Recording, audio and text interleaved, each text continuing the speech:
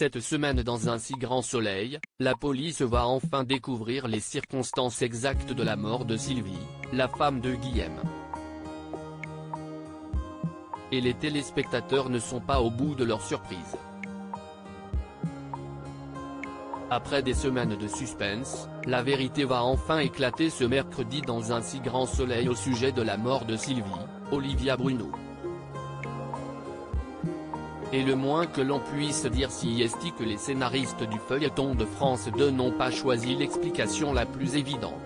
Alors que tout semblait déjà accabler Guillaume, Manuel Blanc, la découverte par Johanna, Aurore Delplace, d'un PV pour un excès de vitesse commis non loin du domicile de Sylvie le soir du drame va encore davantage faire douter l'avocate. Son oncle aurait-il pu commettre l'irréparable et provoquer la mort de son épouse? En réalité, il n'est rien. Le PV en question va s'avérer être un faux document confectionné par Yann, Constantin Balzan, et placé dans un dossier par ce dernier dans le but de déstabiliser Johanna et de se venger de son comportement récent. Et si est finalement grâce à Hugo, Bibi Tanga, et Christophe, Hubert Benhamdine, que l'enquête va être bouclée dans les prochains épisodes d'Un si grand soleil.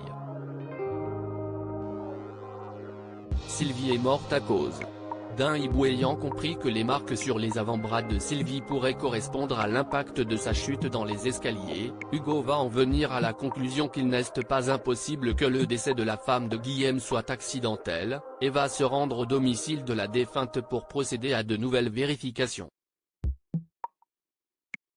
Accompagné de Yann, le légiste va retrouver plusieurs plumes d'oiseaux sur le sol, et va remarquer de la cendre sur l'une d'elles. Il va ensuite découvrir un hibou mort dans le conduit de la cheminée et va embarquer l'animal au labo pour l'analyser. Et contre toute attente, si est bien ce hibou qui a provoqué, sans le vouloir, la mort de Sylvie. Avec l'aide de Christophe, qui va réaliser des prélèvements sur l'oiseau mort, Hugo va comprendre que le hibou avait mangé un cadavre de rongeur qui avait lui-même ingéré de la mort au rat. Le poison a désorienté le hibou qui a fini par entrer dans la maison par une fenêtre et a essayé d'en sortir par la cheminée, après avoir certainement volé un moment dans la propriété de Sylvie. Mais une fois dans le conduit de la cheminée, le hibou s'est épuisé et a trouvé la mort.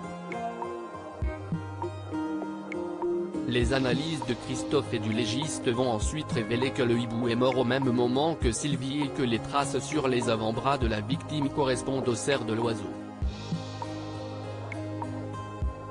En effet, des fragments d'épiderme ont été trouvés sur les griffes et il s'agit de l'ADN de Sylvie.